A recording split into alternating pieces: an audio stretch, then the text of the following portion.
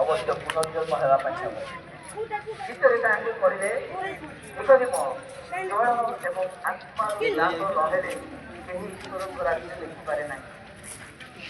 ମାନେ ଜଳ ଦ୍ୱାରା ବହୁତ ସାଟିସ୍ଫାଏ କାହିଁକି ଜଳରେ ବାତିଷ୍ଠ ହୁଏ, କିନ୍ତୁ ପ୍ରଭୁ ନିକଟକୁ ଆଉ ଗୋଟିଏ କଥା କହିଲେ ଜଳ ଏବଂ ଆତ୍ମାରୁ ଜାତ ନହେଲେ ଈଶ୍ୱରଙ୍କ ରାଜ୍ୟରେ ପ୍ରବେଶ କରିପାରେ। ଖାଲି ଜଳରେ ଜନ୍ମ ହେଇଗଲେ ଯାମାନେ ଈଶ୍ୱରଙ୍କ ରାଜ୍ୟରେ ପ୍ରବେଶ କରିପାରିବେ ସେଇ ପ୍ରକାର ନୁହେଁ। পুনর্বার অবশ্যই পুনর্জন্ম প্রাপ্ত হওয়া পাই নেব তবু যাই ଈଶ୍ୱରଙ୍କ ରାଜ୍ୟରେ ପ୍ରବେଶ କରିପାରିବେ। ଯଦି ଆମେ ଈଶ୍ୱରଙ୍କ ରାଜ୍ୟରେ ପ୍ରବେଶ କରିବା ପାଇଁ ଚାହୁଁ, ଯଦି ଆମେ ପ୍ରସ୍ତୁତିର ଜୀବନ ଯାପନ କରିବା ପାଇଁ ଚାହୁଁ, ତାହେଲେ ସେହି ସ୍ଥାନରେ ପ୍ରଭୁ ଆମମାନଙ୍କୁ ଆହ୍ୱାନ କରନ୍ତି ପ୍ରସ୍ତୁତ ହୁଅ, ପ୍ରସ୍ତୁତ ହୁଅ। ପ୍ରିୟ ଭାଇ ଓ ଭଉଣୀମାନେ, ପ୍ରିୟ ବିଶ୍ୱାସୀ ମାନେ, ଆପଣ କି ଆପଣଙ୍କ ଜୀବନରେ ସେ ପ୍ରକାର ପ୍ରସ୍ତୁତି ନେଇଅଛନ୍ତି? ଆପଣ କି ଆପଣଙ୍କ ଜୀବନରେ ସେ ପ୍ରକାର ପ୍ରସ୍ତୁତି ନେଇଅଛନ୍ତି ଈଶ୍ୱରଙ୍କ ରାଜ୍ୟକୁ ଏବେ ଈଶ୍ୱରଙ୍କ ରାଜ୍ୟକୁ ଅନୁଭବ କରିବା? ଈଶ୍ୱରଙ୍କ ରାଜ୍ୟକୁ ଆପଣଙ୍କ ଜୀବନରେ ଅନୁଭବ କରିପାରୁଛନ୍ତି? ସେ ପ୍ରକାର ପ୍ରସ୍ତୁତି ନେଇଅଛନ୍ତି? ତାହା ହେଉଛି ଗୋଟେ ଗୁରୁତ୍ୱପୂର୍ଣ୍ଣ ବିଷୟ। ଯଦି ସେ ପ୍ରକାର ଅନୁଭୂତି ଆମମାନଙ୍କ ଜୀବନରେ ନାହିଁ, ପ୍ରଥମ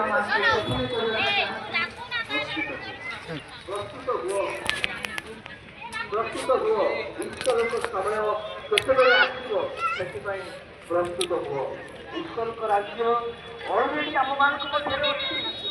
ଈଶ୍ୱରଙ୍କ ରାଜ୍ୟ ମାନଙ୍କ ମଧ୍ୟରେ ଆମେ କଣ ଈଶ୍ୱରଙ୍କର ରାଜ୍ୟ ମଧ୍ୟରେ ଜଗତରେ ଥିବା ସମୟରେ ଆମେ ଈଶ୍ୱରଙ୍କ ରାଜ୍ୟ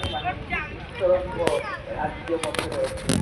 ପ୍ରସ୍ତୁତିର ଜୀବନ ନିମନ୍ତେ ପ୍ରଭୁ ଆମମାନଙ୍କୁ କୁହନ୍ତି ପ୍ରସ୍ତୁତ ହୁଅ। କିପରି ଆମମାନେ ପରୀକ୍ଷା କରିବା ସେ ପରୀକ୍ଷାର ବିଷୟ ଗୁଡ଼ିକ ଆପଣଙ୍କୁ ସୂଚନା ଦେଇ କହିବେ। ଏଠାରେ ଈଶ୍ୱରଙ୍କ ରାଜ୍ୟ ମୋବାଇଲ ମଧ୍ୟରେ ରହିବେ। ଈଶ୍ୱରଙ୍କ ରାଜ୍ୟ ଜୀବନ ମଧ୍ୟରେ ରହିବେ। ଈଶ୍ୱରଙ୍କ ରାଜ୍ୟ କିନ୍ତୁ ଆପଣ ବାପ ସେଥିରେ ପ୍ରସ୍ତୁତ ହୋଇଅଛନ୍ତି। ସେଥିରେ ଅଂଶ ତାପରେ ଦେଖିବା ପ୍ରସ୍ତୁତ ହୁଅ ପରେ ପ୍ରସ୍ତୁତ ରୁହ। ମହାଙ୍କ ବିଷୟରେ ଆଉ କିଛି କିଛି କହିବି। 22 ପଦରୁ 27 ପଦରେ ଦେଖାଯାଉଛି ନହଙ୍କ ସମୟରେ ଏ ପ୍ରକାର ହୋଇଥିଲା। ନହଙ୍କ ସମୟରେ କଣ ହେଇଥିଲା? ଅନେକ ବର୍ଷ ଆଗରୁ ଗ୍ରହ ବୋଲି ଜାହାଜ ବନେଇବାକୁ ଲାଗିଲେ। ପ୍ରଭୁ ତାଙ୍କୁ କହିଲେ ତୁମେ ଜାହାଜ ବନାଅ, ଗୋଟେ ବହୁତ ବଡ଼ ଜଳପ୍ଲାବନ ଆସିବା ପାଇଁ ଯାଉଛି, ବହୁତ ବଡ଼ ଧ୍ୱଂସ ଆସିବା ପାଇଁ ଯାଉଛି, ଗୋଟେ ବହୁତ ବଡ଼ ବିଷ ଆସିବା ପାଇଁ ଯାଉଛି, ସମ୍ପୂର୍ଣ୍ଣ ଭାବରେ ନଷ୍ଟ କରିଦେବ, ତୁମେ ଜାହାଜ ବନାଅ। ସବୁଆଡ଼େ ସୁବିଧା ଅଛି, ସବୁଆଡ଼େ ସବୁ ଠିକ୍ ଠାକ୍ ଅଛି। କି ପ୍ରକାର ବନ୍ୟା ଆସିବ ସେ ଗୋଟେ ଜାହାଜ ବି ବନେଇବା ଦରକାର ପଡ଼ିବ। ଅବିଶ୍ୱାସ ନ କରି ଏକୁଟିଆ ତାଙ୍କର ପିଲାମାନଙ୍କୁ ନେଇ ତାଙ୍କର ପରିବାରକୁ ନେଇକି ଆଉ ସେ ଜାହାଜ ବନେଇବାକୁ ଲାଗିଲେ। ଯେତେବେଳେ ଜାହାଜ ସେ ଯେଉଁ ଜାହାଜ ମଧ୍ୟରେ କେବଳ ତାଙ୍କର ପରିବାର ନୁହେଁ ଯେଉଁ ପୃଥିବୀର ସମସ୍ତ ପ୍ରାଣୀର ଆଉ ଗୋଟେ କିଛି ଅଂଶ କେବଳ ତା ମଧ୍ୟରେ ରହିବ ଏ ପ୍ରକାର ମଧ୍ୟ ଯୋଜନା ମଧ୍ୟ ରହିଥିଲା ଯେଭଳି ସମ୍ପୂର୍ଣ୍ଣ ଭାବରେ ନଷ୍ଟ ହେବ ନାହିଁ। ଏ ପ୍ରକାର ଜାହାଜ କରିବାକୁ ଆରମ୍ଭ କଲେ ଲୋକମାନେ ତାଙ୍କୁ ଦେଖୁଥାନ୍ତି ରଖିଥାନ୍ତି। ମାସେ ଗଲା 2 ମାସ ଗଲା ବର୍ଷେ ଗଲା 5 ବର୍ଷ ଗଲା ନଅଙ୍କର ଜାହାଜ ଗଲା ଚାଲିଛି ଜଳପ୍ଲାବନ ଆସୁନାହିଁ ଧ୍ୱଂସ ଆସୁନାହିଁ।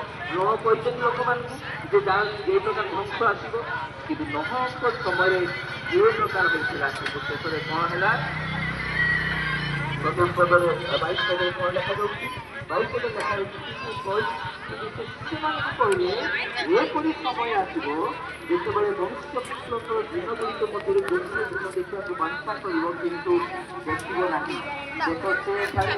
ଭଗବାନଙ୍କୁ କହିବେ କିନ୍ତୁ ଏମାନେ ତାଙ୍କ ପଛରେ ଯାଉ ନାହିଁ କିନ୍ତୁ ସେମାନଙ୍କର ପଶ୍ଚାତ୍ପତ୍ତି ହୁଅ ନାହିଁ। ଜଣେ ବ୍ୟକ୍ତିଙ୍କ ବିଷୟରେ ଆମେ ଇତିହାସ ଆମେ ପଢ଼ିଛୁ ଆଉ ଗୋଟିଏ ଦିନ ବିଚାର କଲେ ଯେ ଅକ୍ଟୋବର 10 ଆଉ ବିଚାର କଲେ ସେ ସେଇ ଦିନ ଆଉ ସେ ଅନେକ ଲୋକ ଆଉ ତାଙ୍କ ସେମାନେ ତାଙ୍କ ଯାଉଥିଲେ ସେମାନେ ତାଙ୍କ କଥା ବିଶ୍ୱାସ କଲେ ସେଦିନ ସେ ପ୍ରକାର ହେଲା ନାହିଁ ସେ ଆଉ ଗୋଟେ ଦିନ କଲେ ସେଦିନ ମଧ୍ୟ ସେଇ ପ୍ରକାର ହେଲା ନାହିଁ। ତାପରେ ସେ ଆଉ ଗୋଟେ ଦିନ ଦେଲେ ସେଦିନ ମଧ୍ୟ ସେଇ ପ୍ରକାର ହେଲା ନାହିଁ। ତାପରେ ସେଇ କଥା କହିଲେ ଯେ ଲୋକେ ଏଠାରେ ସମାନ କରିବେ ସେଠାକୁ କାରଗରୀ କରିବେ ସେମାନଙ୍କର ଅଧିକାର ଜାଣି ହୁଏ ନାହିଁ ସେମାନଙ୍କର ଅଧିକାର ଜାଣି ହୁଅ ନାହିଁ। এই প্রকার অনেক বড় বড় মিটিংয়ে রায়বার মিটিংয়ে অনেক সময় বিশেষ বিশেষ মতো আর অনেক